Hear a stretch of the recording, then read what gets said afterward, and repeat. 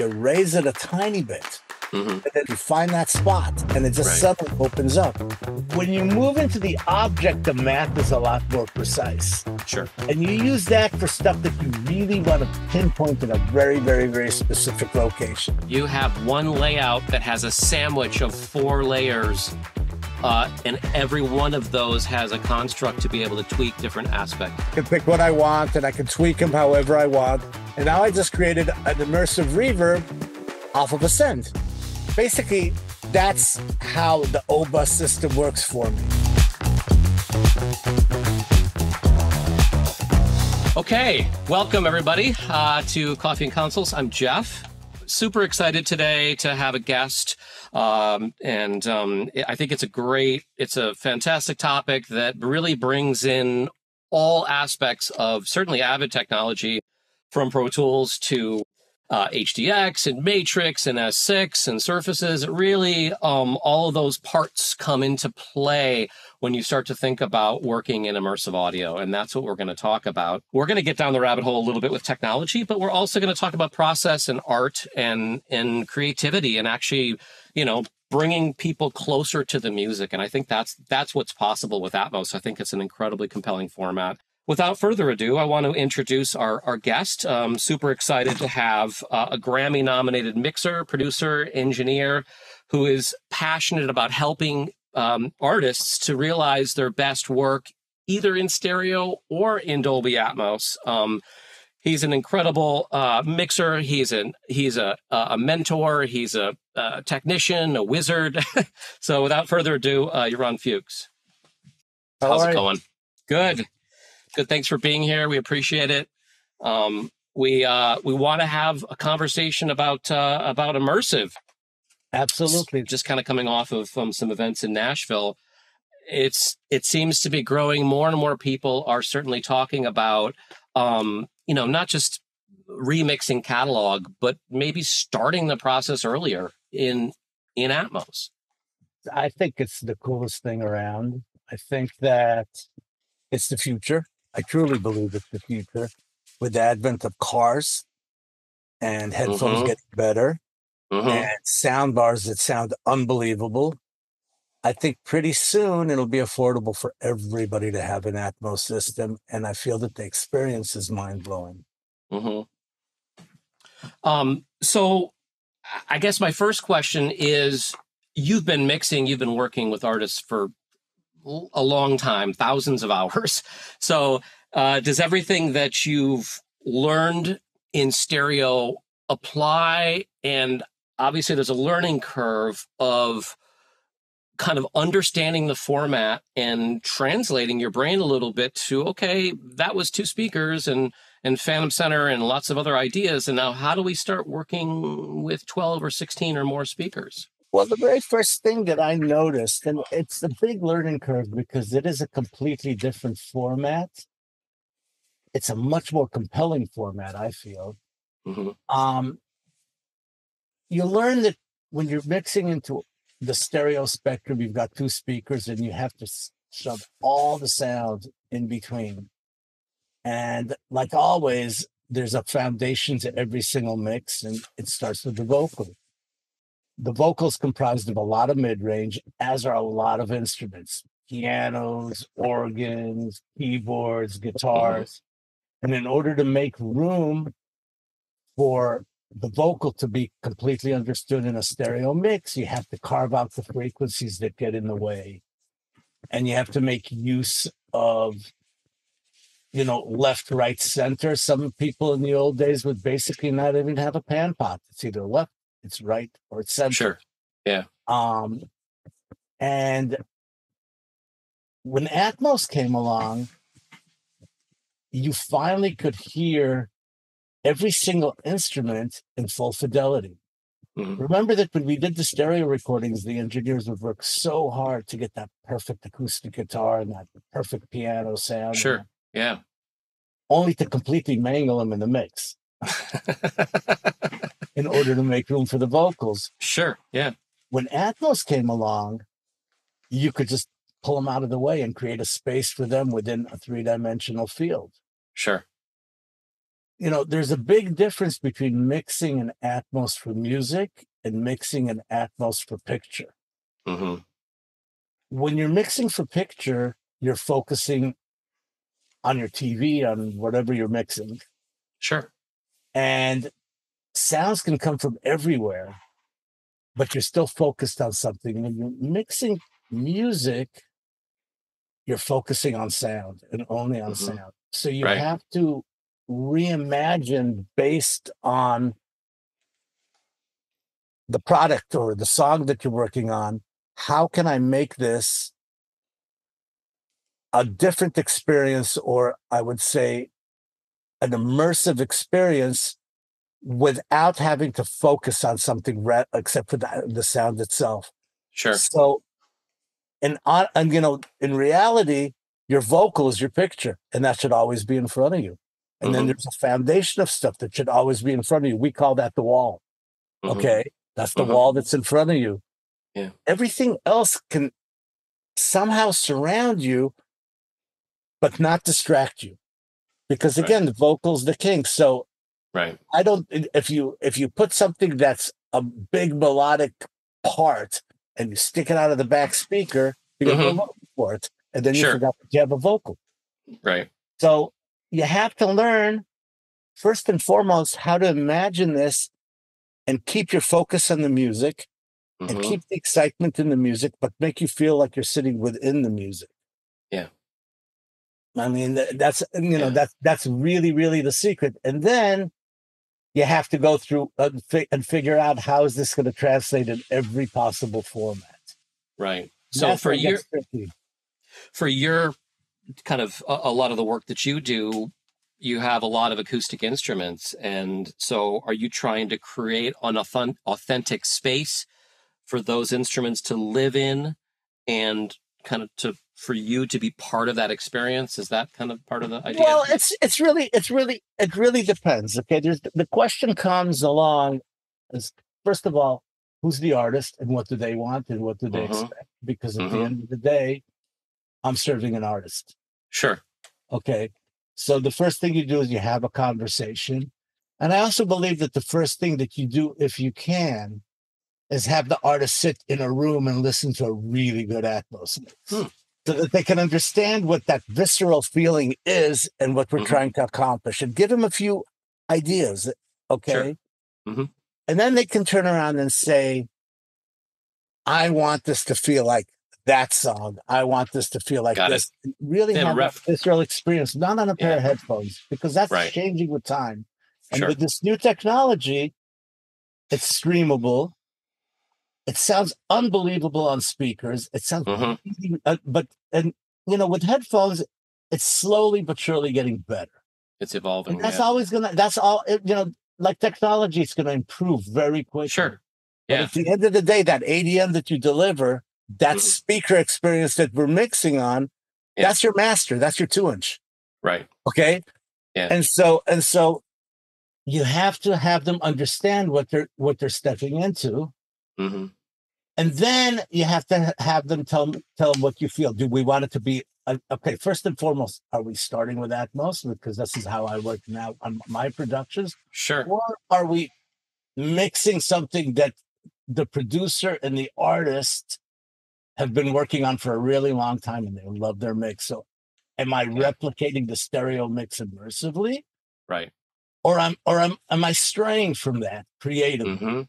And that's really the artist's decision. Yeah. It's not mine. I'm there to give them that experience that they're looking for. So if you're looking at something that's very acoustic, I always try to reimagining it being in your favorite space, Carnegie Hall, in the sweet spot. Yeah, sure. If you're sitting at a fantastic, fantastic show, there's a stage in front of you. That's my wall. Okay. Yeah, that's sure. literally my wall.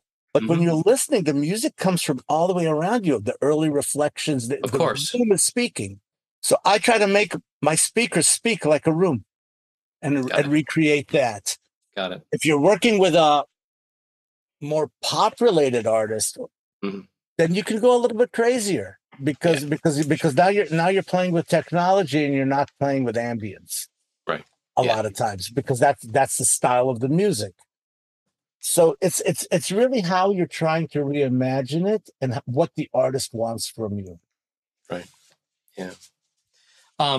So can you talk about, let's say, with the assumption that you are building an immersive mix from something that already exists that was stereo, like you said, they've been working with this song for a long time, and whether they're giving you stems or multi-track, regardless, can you talk a little bit about the process of starting with the stereo representation of the mix and starting to place it in your template and kind of your thought process and how you approach that? Well, yeah. The way that I look at it is, if they started from the stereo mix, I always prefer to get their Pro Tools session. If it was mixed in the box, then it's really easy. Sure. If it wasn't mixed completely in the box, I asked them to commit their hardware and send me the files. It's always easier working with a multi-track because you have a lot more control. Right. And then basically what I do is I created a template for myself that'll work in any format that I want to work in, or that they want to work in, whether it's stems, whether it's a Pro Tools session, whether I'm working in the bed, whether they're working in an O bed, whether I'm working only on objects, or any combination thereof. Yeah. It's all set up. If I'm working in the box, out of the box, hardware inserts, no hardware inserts, it's all set up in one template, so it's really easy to work with. And I basically activate and deactivate the portions of it that I need while I'm working. You have chunks of infrastructure that you can turn on or turn off depending on the use case. And that just evolves all the time. I have go-to reverbs and delays, and I have go-to mix bus EQs, everything ready to go. Yeah. And if I'm working on somebody's mix and I'm trying to recreate an immersive version of a mix that they already love, normally I'm dealing with a pre-mastered, 2-track. Yeah. And so I either get their stems or their Pro Tools file, and I import them into my session. And then I always ask for them to send me their mix, because those stems came off the mix. They didn't come off. They didn't come off of the master. That's right.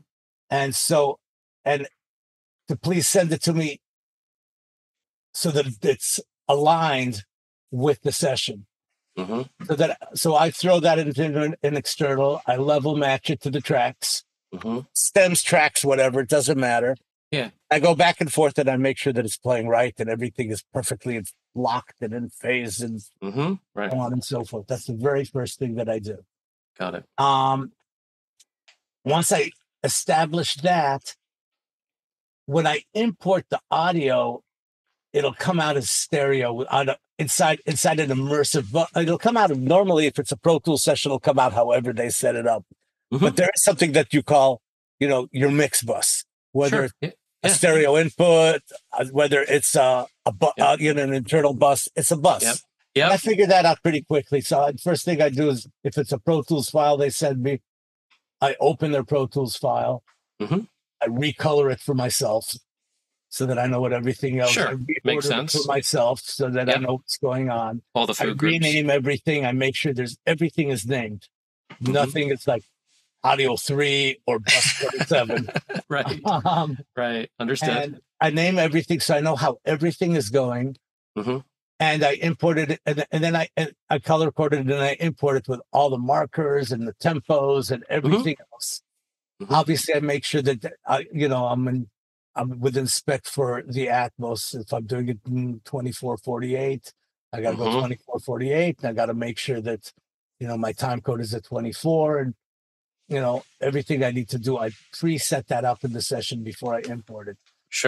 Then I import it into my template, and I stick the stereo their ref, into an external output on my console on my S6. And I go back and forth and I make sure everything's locked and everything's good. My markers are good and everything's fantastic. If it stems, then what I do is I make sure that the stems are locked to that stereo thing, and I check that everything comes back. So the Yeah. first thing that I do, if it's a Pro Tools session, I just put everything into my O bus, into my O bus, my object bus, and I have two different kinds of object buses. I work in 916. I have two different kinds of object buses. And by the way, I work in 916 when I don't have 6 speakers in the ceiling. It doesn't matter because I have phantom speakers in the ceiling, and I want to make sure that it'll translate in every speaker-based room. The biggest, speaker-based system that you mix in that's not a theater with arrays is a 916. Sure. So I want to make sure that I have the center overheads in the right spot and the wides in the right spot. So if you go from a 714 to a 916 to a 514 to a whatever, everything will come out in the right places. Yeah. And it'll translate properly. So I send everything to my OBED or whatever version of the OBED I'm using. And it's panned to the left, right of the OBED. I hit play and I see that it's locked in and level accurate with the stereo. Once I see that that's good, then I import the mastered version and I put it right underneath the stereo version.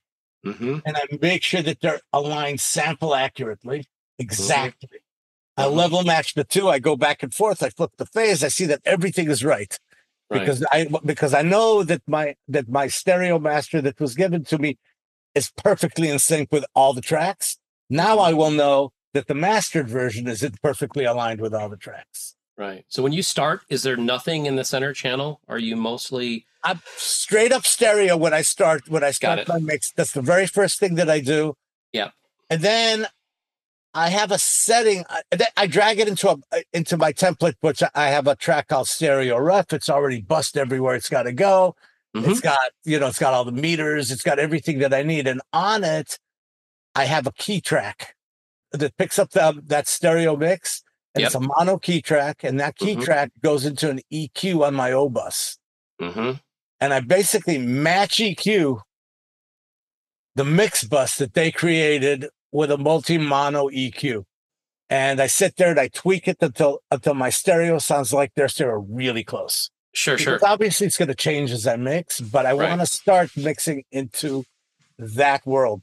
And then sometimes if I know the mastering engineer that did the stereo, they'll send me a PDF of what they used. And if they did it in the box, I'll be able to recreate it exactly.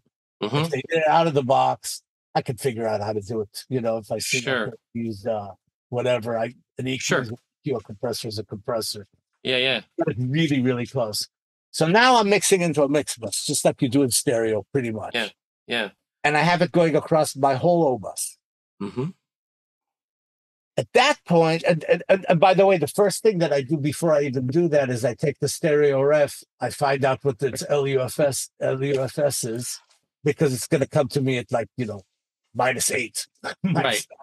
And you got to hit -18. And then I subtract that from 18, and I just basically trim it down so it's exactly -18. Got it. Yeah. So that I have a meter. I have my TC electronic meter that I look at, and it shows me my LUFS and my true peaks. Right. And I can see on the stereo that I'm around. I get close to -18. So really, what I do, I take all the stems, as a mix, and I basically, before I even start, I clip gain them up and down until the sum of all evils is -18-ish. They match. Yeah, sure. So that all my faders are at 0 on my console. Right. And and then I have the resolution to be able to write it and actually mix. Otherwise, a lot of times, a lot of times I got to bring them up. I got to bring them down. I don't know how they set these. So I try to make -18 and -18 coming out of the sum of both and have them match. Interesting. And then I start mixing, then I start mixing, and, a lot of people start with the headphones. I start with the speakers. I've done so many mixes already that I already know what's going to work in the headphones. I know what the binaural settings need to be. I know, Sure. Yeah. just from the hours. But a lot of people start with the headphones because they know that the vast majority of their audience right now Are going to consume. Yeah. So how important is your calibrated, tuned, time-aligned reference loudspeaker setup? And then that's everything. It's right? really, really, really important because I'm trying to keep the vibe. Yeah. So I have it on an external on my S6, and I just go back and forth and back and forth. If they're level matched, I could go, nah, this doesn't feel right. Because at a lot of times you'll have something that's like doubled with a keyboard, a guitar solo that's doubled with a keyboard. Right. And then you'll have the automatic thought, okay, let me throw the keyboard in the back and put the guitar in the wides and so on and so forth. And then that whole glue goes away. Right. Okay. Right. And it sounds great in the room. You put on the headphones and that whole glue goes away. Yeah, sure. So I go back and forth and I make sure that the intention's the same. But I'm tickling the room. And I figure out ways. There's all sorts of techniques that I use to tickle the room. Perfect examples. I've got a lead vocalist, and a lot of times I'll ask the person who makes me the stems, at least on the lead vocal, to give me a wet stem, a dry stem of the vocal, and all the separate effects that are being sent to the reverb separated. Sure. Yeah. And then I'll be able, then I recreate them and I correlate them to the room, because obviously when something moves in space, if you send the same signal to everywhere, it just gets loud. Yeah. Yeah, that's right. Okay. But in reality, if you're sitting in a room or in a concert hall, I've learned it takes a while for the sound to move back. That's right. Yeah.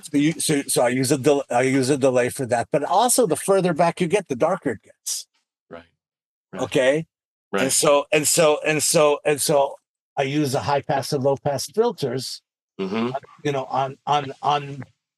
the output of the delayed audio track. If I create the same thing with effects.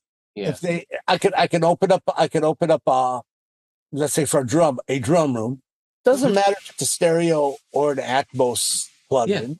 And I could create a correlated version of a room, whatever room that I want to create for it, or if I'm using their Pro Tools file, whatever room that they created.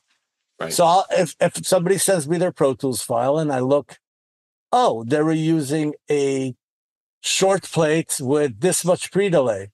Yep. Then a lot of times I'll just go, okay, let me open an immersive plate, which is sitting in my Atmos mix, and recreate it. Sure. And then now I don't have to do all the delays and everything. It just does it for you. It does it within the immersive plugin. Yeah, like Liquid within the immersive plugin. But at the same time, the throws, I might throw into a multi-mono version of a delay that I recreate, because sometimes I want the throw to be in a different place where the vocal is. The vocal's on my wall. I might want the delay to be thrown off to one side, in the sides and the wides, up high, beneath. Creatively, yeah. Creatively. So let's just back up a little bit and kind of get back to the building blocks of Atmos. And my question for you is, and there's a lot of different ways to do Atmos, certainly even going beyond just music and post. But to me, the building blocks are, obviously beds and objects. And then this kind of new hybrid thing, it's not new, but a lot of people have leveraged the concept of an object bed. And so my question is, with regard to order of precedence in your workflow, why have you chosen kind of use case, and when do you use discrete objects? And it sounds like your primary use case is that 916 object bed. And the question is why, and how does it work for you in your workflow? Alex, I look at it in a very, very simple, simple way. If I'm working with an acoustic band and I'm basically trying to just reimagine a vibe. Yeah. Then the open is fine, because nothing is really moving in space that much. Okay. It's so I don't care if the translation of the acoustic guitar coming from there, okay, is exact or not exact. I care that it's coming from there, more or less. When you move into the object, the math is a lot more precise. Sure. And you use that for stuff that you really want to pinpoint in a very, very, very specific location. When you're just moving air and moving things around to make room to hear the instruments a little clearer, that doesn't really matter. And it makes it really easy for me to create mix bus glue. Got it. Okay. So on most mixes, if I'm working on an acoustic band, some variation of an O-bed, whether it's the bed and a bunch of objects or it's just objects, doesn't matter. That some variation of an O-bed is fine, because it's fine, because I don't care if that reverb tail that I'm throwing in or that little delay throw that I'm throwing in is exactly in that one space in the world. But at the same time, there are certain things that I want to completely pinpoint within a three-dimensional world. Right. And so with that, I will probably use an object. Okay, if I got a shaker and a tambourine and whatever, some high-endy stuff, I might want to pinpoint them, not over back there flying up in the sky like a mosquito, but just somewhere in the space that is very, very, very, very unique. Yeah, and then you hear it and you know what it is, and it's very unique. But at the same time, if I've got a strumming acoustic guitar, I don't care if it's exactly in the wide or 5 degrees off the wide. I just care that it's somewhere in that area so that I could hear it in full fidelity and I have space for it. Yeah, so that's a really cool concept, is kind of going back to, you're talking about tracking, the old days, and trying to capture the instrument in an the best fidelity possible, right? And then they're starting to mix, and now let's squeeze everything into 2 speakers and let's, basically EQ everything so that it all works. When you're I kind of what I'm hearing is, just by changing XYZ placement of panning for those sources, you can try to keep them more high frequency, more high fidelity, and wider frequency range, just by figuring out a place for them, as opposed to starting by EQing everything. Is that right? I find that I use a lot less compression, a lot less EQ, a lot less anything when I'm mixing in immersive, because there's room. You're not trying to put a square peg in a round hole. There's room. You say, that guitar is getting in the way of the vocal. All right, let me move it out of the way. Or I got a piano and an organ. They're going to fight for space. Sure. In the stereo, they're both very, very, very heavy in the same frequencies. Who's going to win that battle? Yeah. They don't necessarily have to win that battle. I could put the piano and find a different space for the organ, and then I can hear the notes better. I can hear the notes better. I could hear everything better. That's why I love to mix off of the Pro Tools session, because I can un-EQ everything that they EQ'd. I can undo it. You can't undo it when it comes out of stem. Then you have to find other methods to bring back the fidelity. Right. And, and even little tiny things like you put it off to the sides and you go, oh, that's still not right. You raise it a tiny bit. And then suddenly it just opens up. You find that spot and it just suddenly opens up. And that's where it gets really interesting, because you're dealing with a very big space. You actually can hear the music like it's intended to be heard. Sure. In my opinion. Yeah. No. Let's talk about bass a little bit, low frequency. And you have several different tools in your toolbox to be able to, so just as an example, a bass guitar. So you're talking about your front wall, which is your LCR, is there, and you also have the subwoofer, so you have a send to the LFE. A lot of people also use a subharmonic generator if they want to kind of augment and actually generate some bass. So tell me about kind of, for that use case, which is, well, you have to first and foremost look at the philosophy that of what Atmos is, or what immersive is, versus what stereo is. When you're working in stereo, you're working out of 2 speakers, a left speaker and a right speaker. Sure. my philosophy in immersive, the left, the center, and the right is the front. That's the center. Mm-hmm. And the left and the right are your left and right speakers. So now you can create a semicircle that you're sitting within, kind of. Mm-hmm. So whatever used to be hard left in your left speaker, you pull out towards closer to your hard left on the sides. You mean the sides? You mean the side speakers? Yeah, side right. speakers. Uh-huh. Got it. Now, if you pull it all the way out there, sometimes it gets disjointed, but somewhere between the stereo and wider. Yeah. So your wides are in between the sides and the fronts, right? The wides is that space that's like kind of halfway between your left and your right and your sides. Mm-hmm.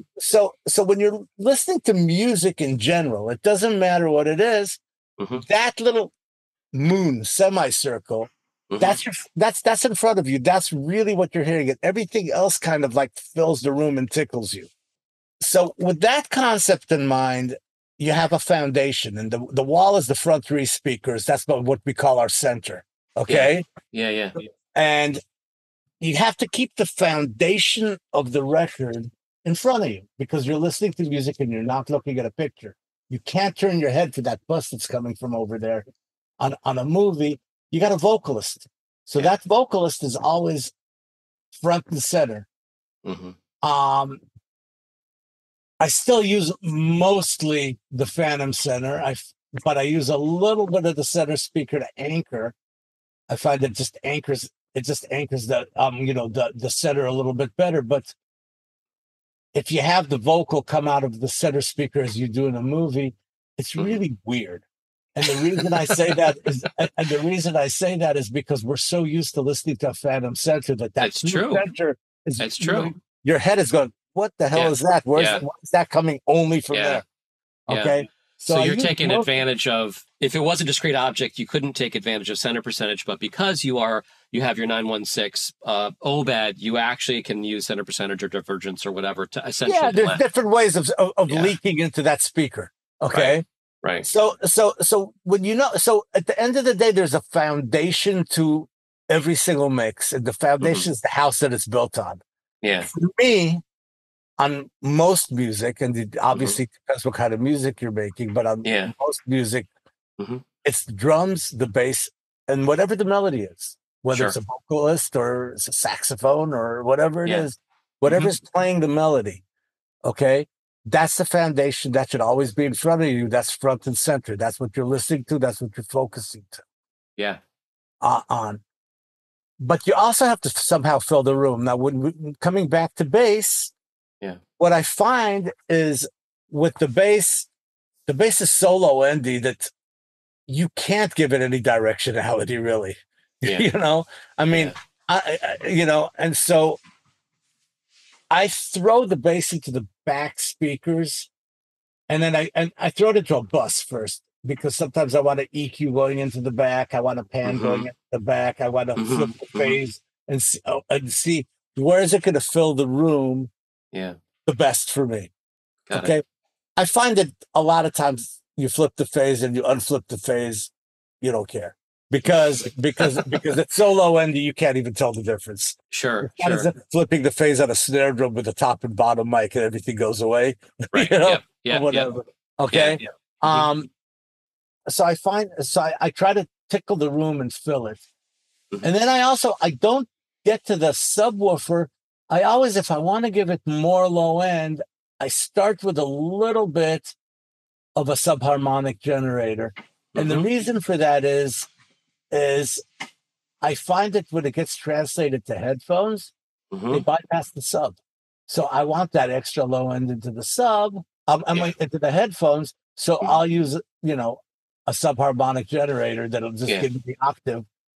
And then I sneak a little bit into the sub. I do like that feeling.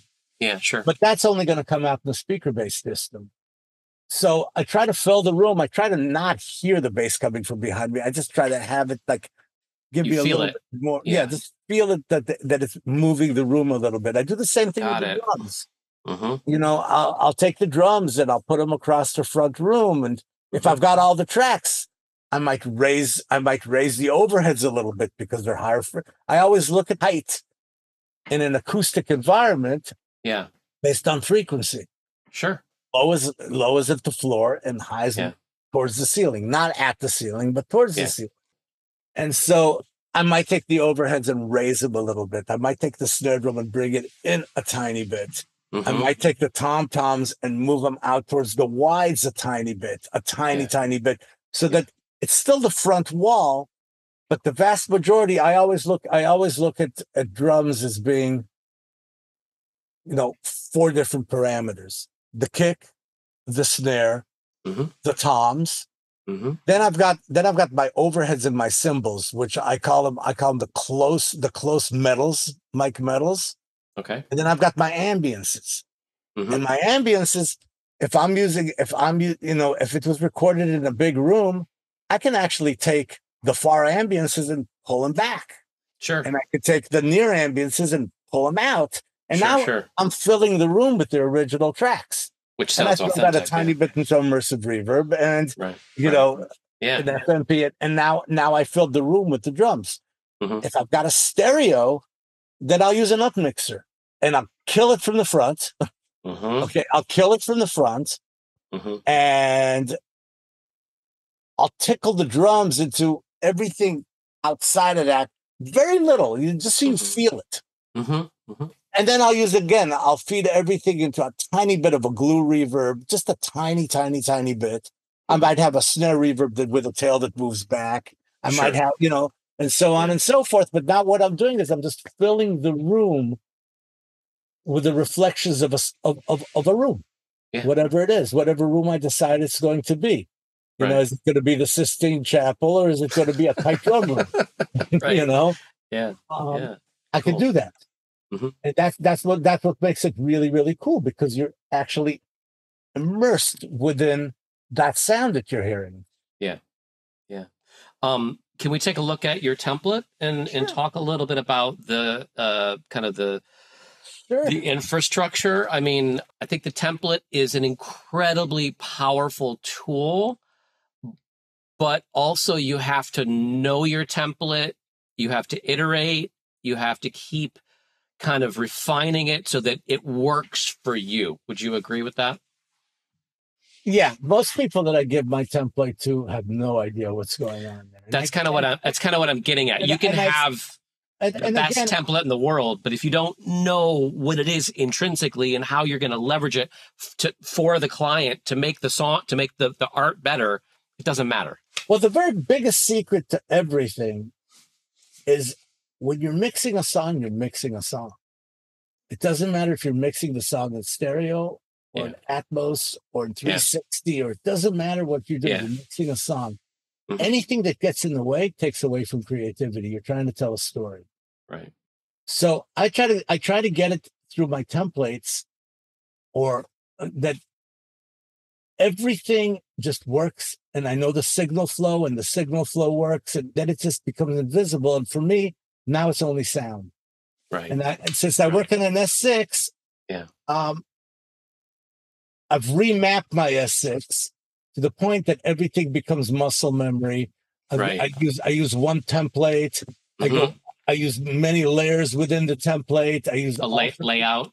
You mean the layout? One layout, right? Yeah. And then I instead of switching layouts between, I don't know, all the drums and the drum folders and this, that, and spilling and opening, I create swap layers. So I have one big old layer, and I go up and down in my swap, because it's so much easier for me that, let's say my bottom layer is, I call it my rides layer, and it might be, I might have things in folders, and I might have like a drum folder, and inside that a kick folder, a snare folder, a toms folder, an overheads folder, and a ambience folder. Right. And then I can spill them, and and rebalance what's in the folder and how it's sitting. So for instance, if I say, oh, I need a little more click on that kick drum, instead of EQing it, I'll bring up the near mic a tiny bit, and I'll have a little more click, or I might EQ one mic, or so on and so forth, and rebalance it and close it. And so for me, a folder is a stem. So you may have a subfolder of kick near, kick far, sub kick, etc. Right? Yeah, and then I can re-EQ within it. I always have my lower layer in sends mode. And I have my sends all set up. I want a little more of this reverb. I want to send it a little bit more to wherever. Okay. I want to feed a little more to the subwoofer, whatever I want to do. It's always my first layers in sends mode because that's what you use most of the time. I have a hard time remembering with my hand exactly how to flip it, for instance, into inserts mode. So that if I want to tweak an insert, right? So if I just hit the little swap key in the middle of my console, it just brings the same layer, which is basically the same thing, but in inserts mode. So I could just click on an insert, and I could the insert with the map that I have. Yeah. And the third layer I always do is just vocals. And I put all my vocals and all my sends and all my returns and everything that's working on the vocal, because that's the most important thing.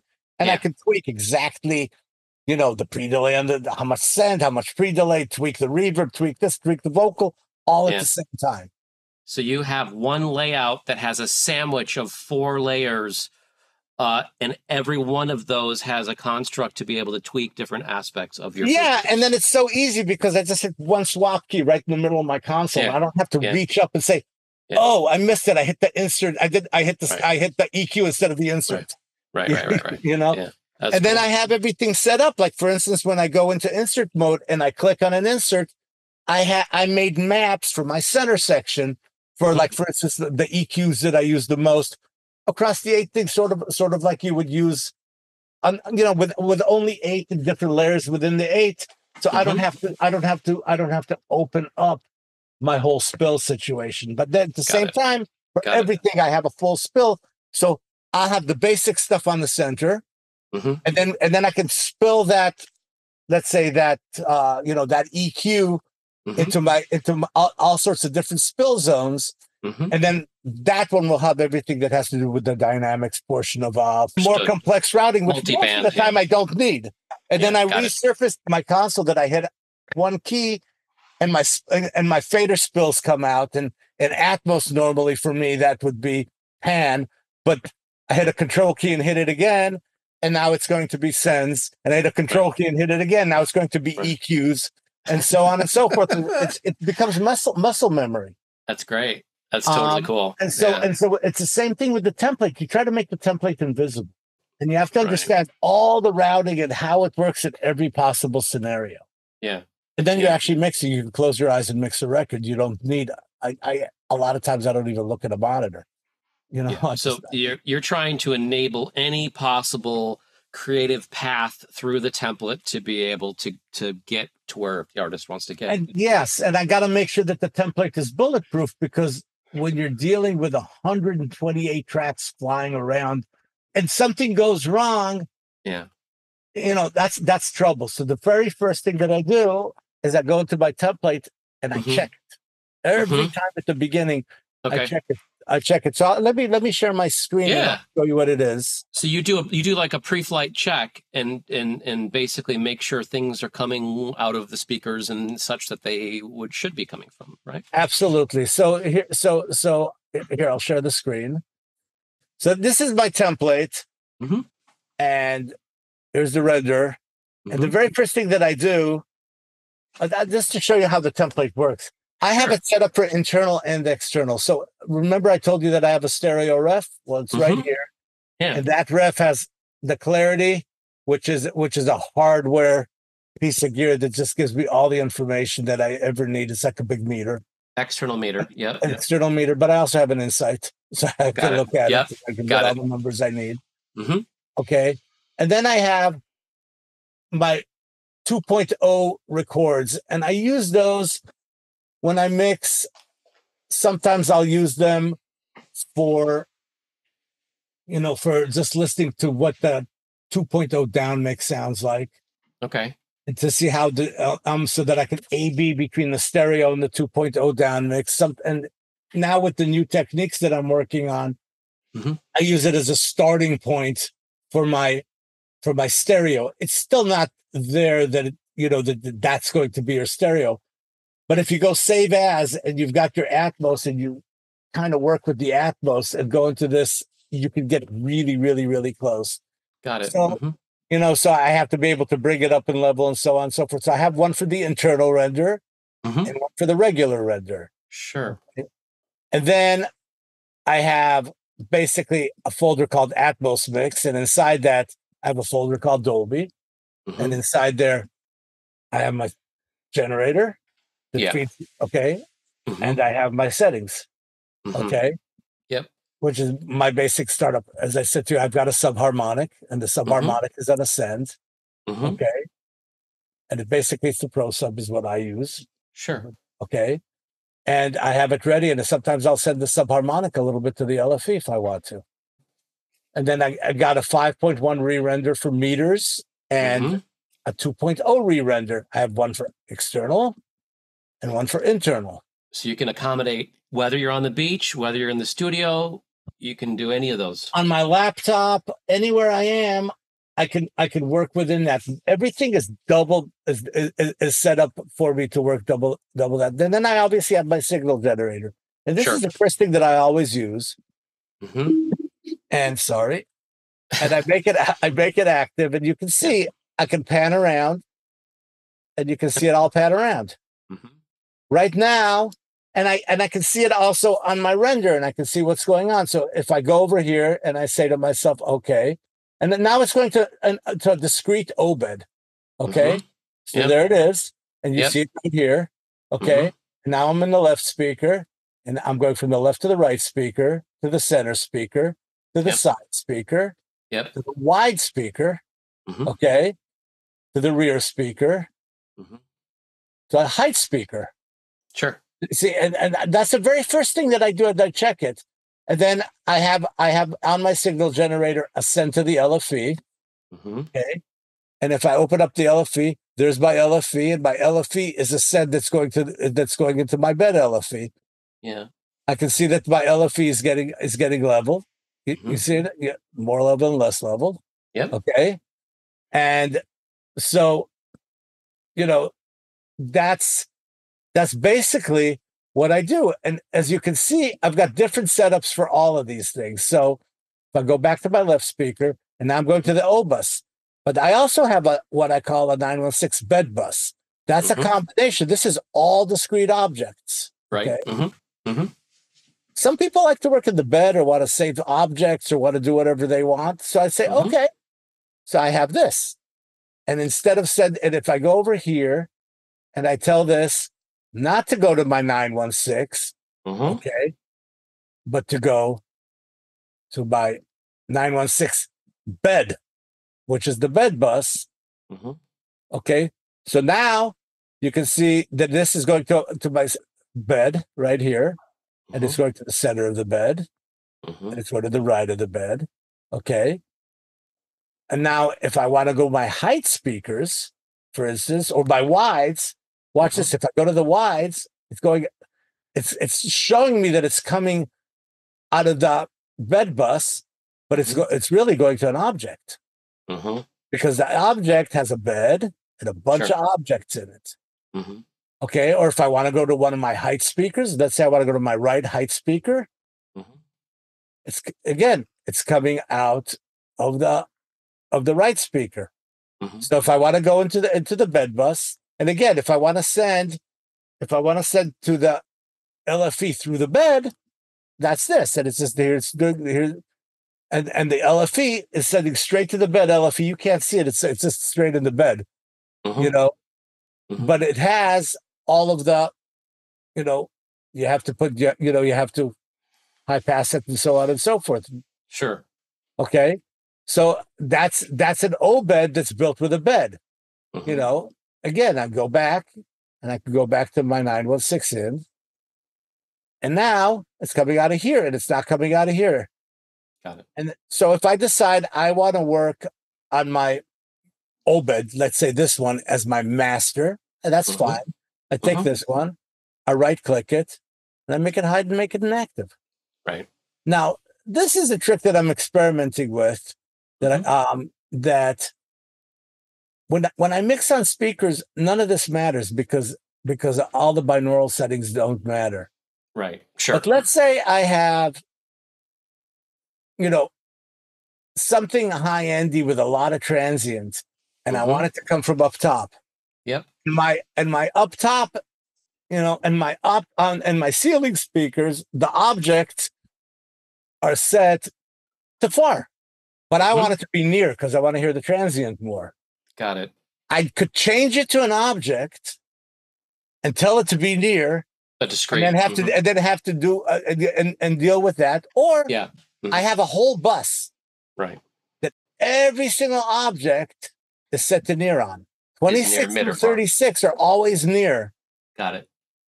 in this template. And you see 26 through 36. And when you look over here at the key tracks, near 26 through 36, 37 through 47, and 48 through 58, they're always set up as near, mid, and far. Got it. I've been experimenting with just having buses Right. for all of these things. Right. Or using discrete objects. I could do either or. Most of the time lately, I've been using discrete objects for those few things that I need to do. Sure. And basically, that's how the O-bus system works for me. How much time do you spend tweaking the binaural settings for the headphones, for the binaural, and then having to go back and kind of make adjustments on your loudspeakers? Not much, because I do most of the mix on loudspeakers at this point. I kind of know what instrument is going to want to be near, what's going to be mid, what's going to be far. Sure. Yeah. Okay. I kind of know what it's going to be. I kind of know that if I'm dealing with something with a lot of transients, I'm going to want it to be near. Right. Not going to want it to be far because I'm going to lose the transient. Sure. Okay. Yeah. I kind of know that if I've got a big patty keyboard, it could be mid or far. And I might tweak between the two. But I know where it's going to be. And, normally I put on my headphones, towards the end of the mix. And I actually use them, I sometimes even, I go back and forth on the headphones, listen to the binaural versus the stereo and see that the intention's right. And if I feel that something is not in the right place in the binaural settings, I'll just change it real quick. Got it. But I also find that it matters a lot less because Apple's not using these settings. Yeah. And I have to make it sound good. And Apple, Tidal, Amazon, etc. Everywhere. Everywhere. And so at a certain point, I get to the point where, I use the Audio Movers app and I listen to the, to the Apple spatial version of it. And now I got to make sure that everything works. Right. I've got to the point that I can get it right very quickly now. Okay. I mean, it used to take me a really long time, because you want to know, why is the vocal phasing? And I've made all those mistakes so many times already that I just find that I don't need that anymore, But, it's really, since Apple is probably the most listened to format. Sure. The Apple spatial is more important than the binaural settings at the end of the day. Yeah. I'm hoping that they merge and we can have one setting where we have control over this stuff, but we'll have to see, Oh, sorry. I have a question for you with regard to effects, and you have an incredibly deep toolbox of any kind of possible, anything from a pinpoint mono reverb up to exciting all, 16 channels, and then everything in between of sides, rears, upper quad Z, like every permutation possible. How do you, my question is, how do you know what to pull out of the toolbox for a given food group, for a given, Hammond Again, it's just experience. And I got to give a lot of shout outs to people who are really good at this. And I'm like everybody else. I'm a student of this, and I talk to a lot of people and I watch every video, and, I spend a lot of time. So a lot of things, I picked up from people like Andrew Sheps, who, he's the one who invented the pinpoint, and I saw it and I said, wow, let me try this. This is really, really cool, And so I got to give credit where credit's due. I didn't invent this. I have my own techniques that I developed along the way, but I've picked up a lot of stuff from a lot of people. Yeah. Being a student of this, like everybody else, we all watch each other. We all talk to each other. We all message each other, and, and so on and so forth. And I try everything. And so if you look at, I'll just go down the folder so you understand how this works really quickly. If you look at my whole system, I have all sorts of VCAs for trimming and so on and so forth. So in the mix, and I'll show that when I open up a session. And then I've got master trims, because if the mix sounds really, really good, this is the bed and every single object that I have. Okay. And I can take that whole thing and I see, wow, I'm way too loud. I can trim it with my masters. With the VCA. Yeah, The sure. VCA. Yep. The same way I can grab and I can trim all my buses. This is called the router trim. And so that takes that one. But if I have, got it. Hold on, if I have this bus open with it, yep, gotcha. Depends what O bus I'm using. Right. Okay. You got all that flexibility. Yeah. Okay.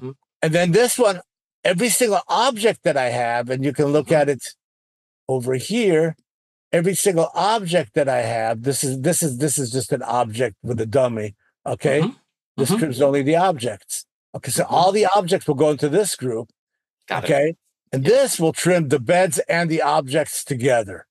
So if I want to do a master trim across everything in my mix, and that's very, very, very essential, because at the end of the day, this is where I get everything down to be -18. And sometimes you don't want to tweak within, you want to tweak from outside. You want to, you got to make sure that you get yourself to the right level without affecting what else is going on around you.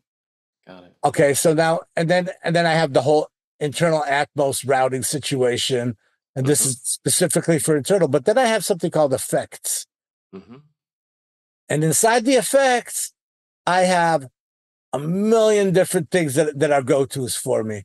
So let's start very, very simple. Inside the effects, I've got surround reverbs ready to go. Okay, these are just ready to go. These are the ones I always use. They're ready to go. And everything's turned off and deactivated, but the routing is there. Just not to use, but I go, oh, I want the seventh heaven. I click on a thing, it opens up. I right click, it opens, and I use it. Got it. I don't use it on every mix. Then why? Sure. Yeah. All these instantiations going across everything.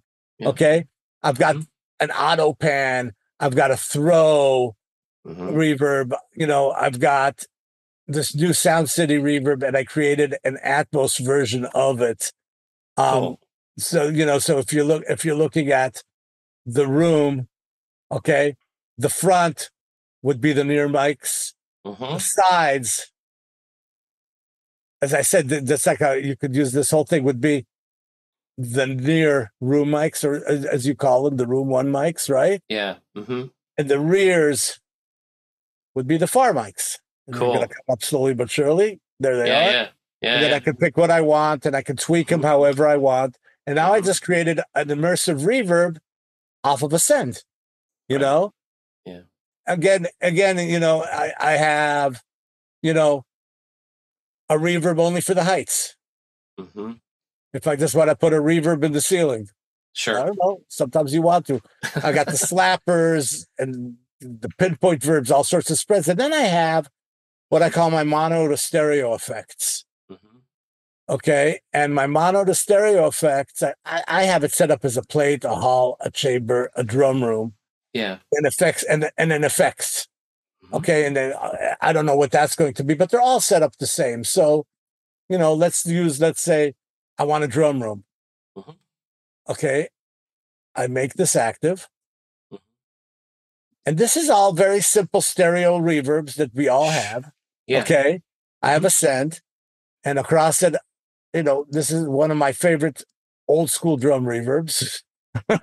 2016. Yeah. Yep. And I have a setting that I love, and it just starts with it, but I can tweak it really quickly. Yeah. All these are set the same way. So it's the same reverb. So if I change one, they're all melted together. Okay. And then I've got it. Okay. So this is my front. There's nothing there. Right. Okay. This is going to be my wides. So I have a little bit of a delay here. Okay. And then I got my sides, and then more delay. I got my rears, more delay. Now this is my heights on the side, because my heights in the front are going to be the same. Okay, so my heights on the sides. I'm sorry, my top front, my heights in the front. Okay, and then the heights on the sides, and this is my rears. So the delays are the same across. Yeah. The top and the bottom, and then I send it with one send, and then I open this up. I spill this across like this, and I reblend. So your send is multing to all those returns, yes, right? And so I reblend. Let's say I don't want too much in the heights, so just put the heights back a little bit. You know, and so on and so forth. And then you can also play with the spectral characteristics of the rears or the versus the whatever I want it to be, and I could go into this delay, and I can make it darker. Right. Okay. And then if I go this delay and I make it darker, I do the one that's above it the same way. Got it. So now my room is a 3-dimensional room, and I can use any plugin I want. It's cool. So if I'll look and I'll see that whoever I'm working with on his drum room was using a Valhalla, and it sounds really, really, really good. Yeah. I'll swap this to a Valhalla, and I'll copy his settings, and then I'll tweak the delays that are going into it that I'm using his reverb. Now, that's a great, yeah. If the same thing happened to me, okay, if the same thing happened to me, but as I said, sometimes people will send me their tracks. I have the exact same thing right here. Okay. So you're talking about printed effects. Is that what you're talking about? Yeah, this is audio tracks. Yeah.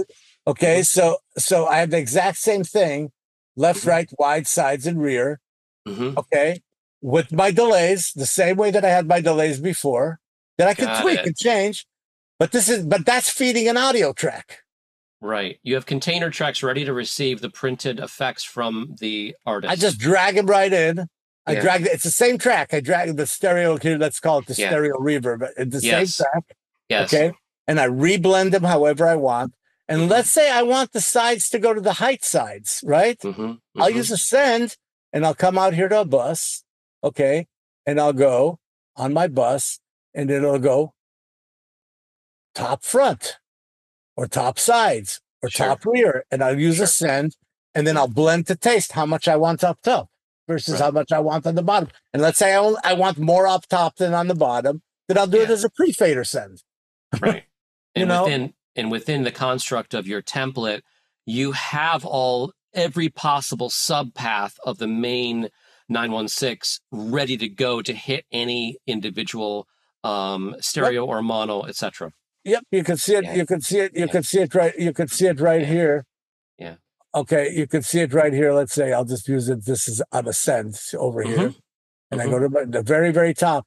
Okay, there's that 906, 914, 904, 716, 706, 7147, all the way down. Okay, into my stereos and all my quads, my 5-1s. Yeah. Okay, my LCR, all the stereo front, wide, sides, rear, top, front, top, sides, top, rear, and every mono version thereof, including the LFE send. Right. It's all set up in any bus that I use, so I could send anything anywhere at any time. Yeah.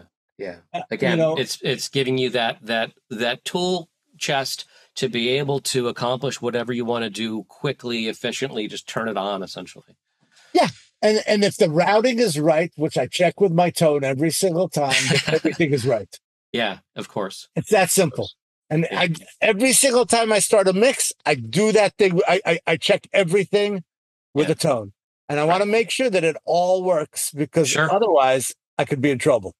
Well, yeah, especially, certainly. I mean, it's, your template, the template's complex, but you've crafted it and iterated, so you know what's there. But it's an incredible tool. And then kind of that coupled with the desk with S6 is just amazing. So if I open this up here, I'll open up a song so that you can see within the template a song. Yeah. So this is a song that I used the Pro Tools. And so you can see. Internal renderer. No. I use the original Pro Tools. Normally when I'm mixing, I'll use the external renderer because of all the features that it has that the internal doesn't. But you could do it on an internal render. Then I have to transfer some things to work if I want to use the Dolby Panner, for instance. or I can't, or I like to be able to punch into my render if I make a change rather than run the whole thing. And I like to have the render file next to the ADM. Gotcha. So, but this, as you can see, here's my whole template as we used, and this is what I'm using on my template. This is all I'm using over here. Everything else is hidden, you know? Yep. And then if you look over here, right underneath my key tracks, basically, because I have my internal render hidden, I got this is my session. So here's the drum kit. It's in a folder. I always have the folder feeding. Okay. And again, here's, as I said, here's a kick. Okay. And the kick has 3 microphones. Okay. And the snare has 3 microphones. And then I got a hi-hat and a tambourine. And then I got 5 tom-toms. And I want to, you know, I want to be able to, or 4 tom-toms on this one. I want to be able to EQ them together. Sure. You know, if I want to. I want to send them to a reverb together if I want to. Okay. And so on and so forth.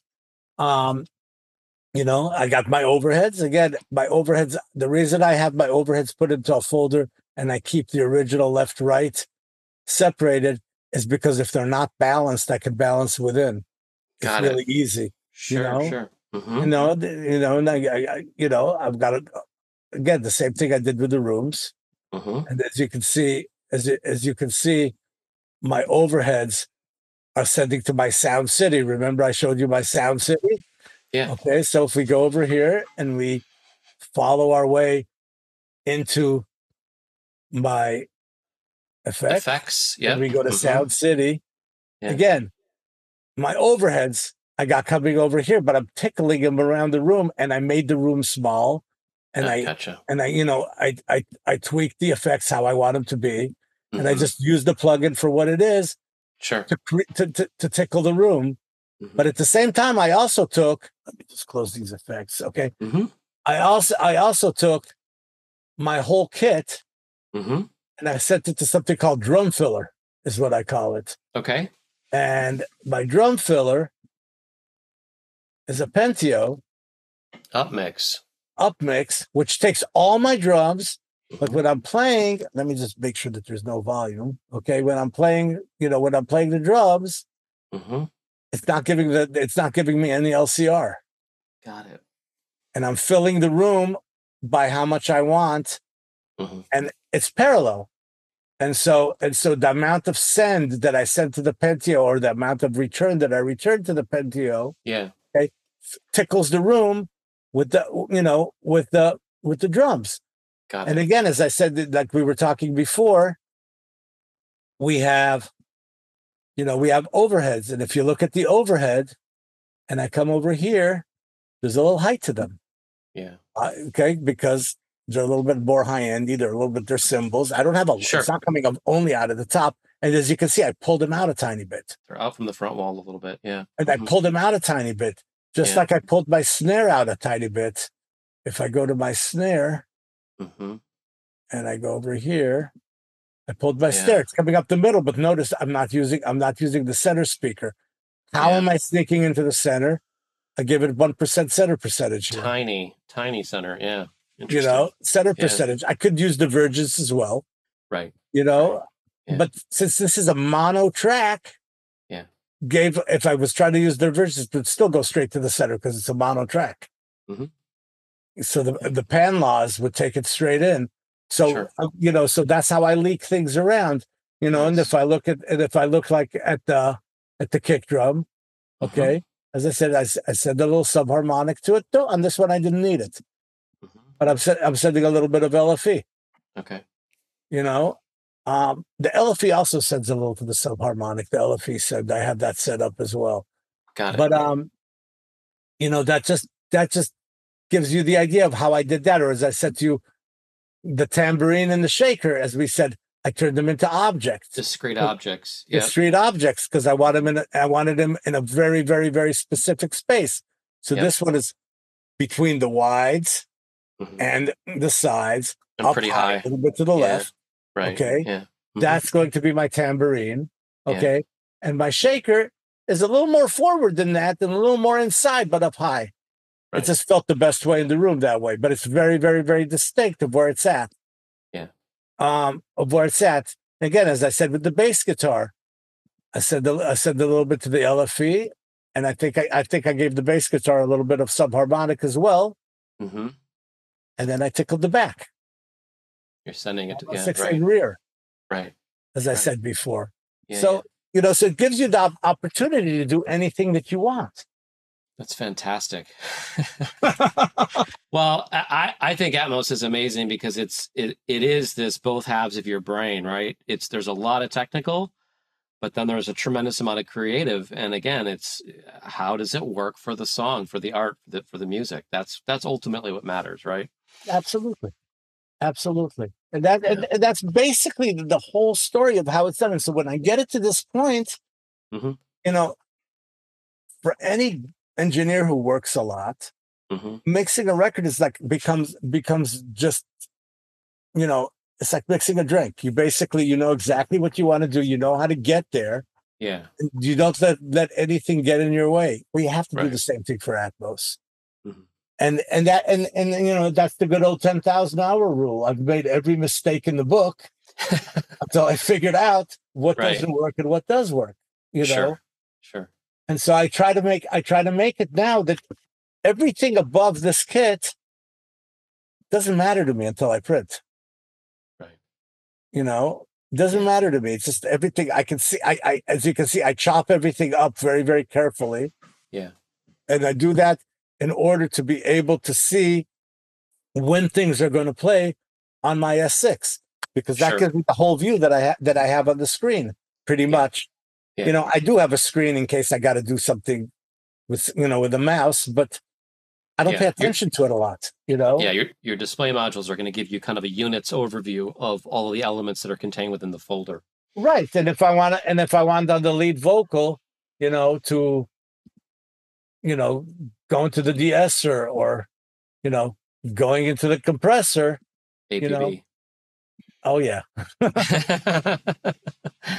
or cool. or you know, and so on and so forth. Yeah. Then I'm able to do that. And the way I'm set up, I have a whole wall of outboard gear that I could use in real time in these mixes. And the way I'm set up. That's awesome. And at some point I'm assuming commit those, right? I always commit hardware because you never know. First of all, when I'm done, everything is always committed. Everything is done. Sure. Somebody will come back to you in 3 years and go. Yeah, right. This, you know? Of course. But also, once I get it to the point that it's approved and everybody's happy, I commit all the stuff that I need to. I commit everything pretty much, and I create a new session. Because at that point, I'm able to recall very quickly. Right. And I don't know if the same plugins are going to work. I don't know anything, you know, in 5 years. Yeah. And I don't even know if I'm going to work the same way in 5 years because things change so quickly. Sure. Right now, you know, I'm using different ways of creating, you know, glue. Some of it being created on the bus itself, as you can see here. This is my match EQ that I said before. That's coming off of the ref. I basically matched the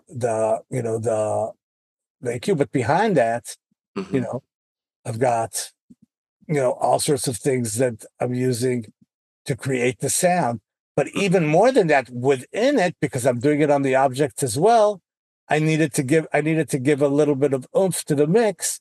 So if you notice, I'm using a Shep's Omni channel, and the only thing I'm using it for is a little extra saturation. Okay.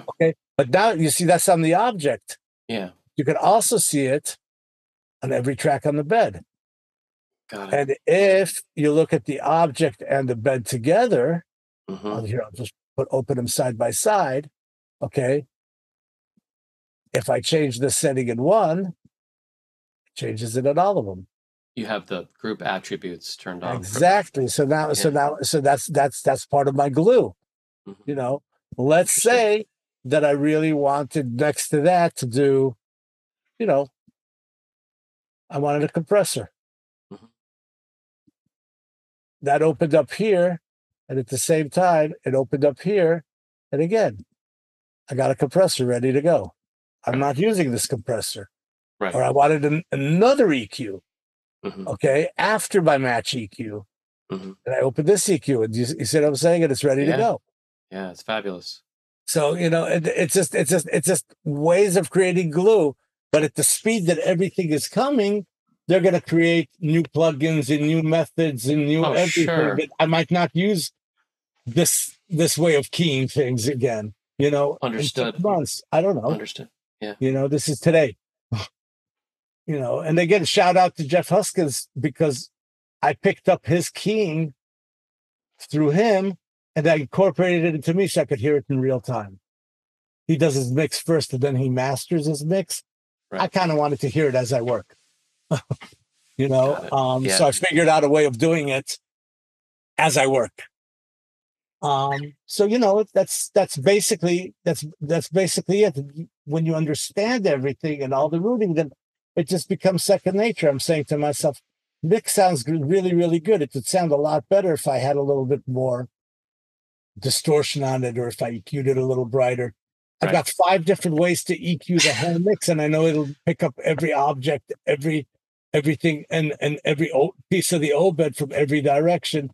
And I know it works because I checked it before I started the mix. Right. Fantastic. Well, we very, very much appreciate you spending some time with us. Very gracious of you. You're a wealth of knowledge. There's so much to learn from this, and just to kind of share the knowledge. So we appreciate you sharing with us, and we will do some more in the future. But thanks to Yaron, thanks to Gil, and everybody else for being part of this. And until next time.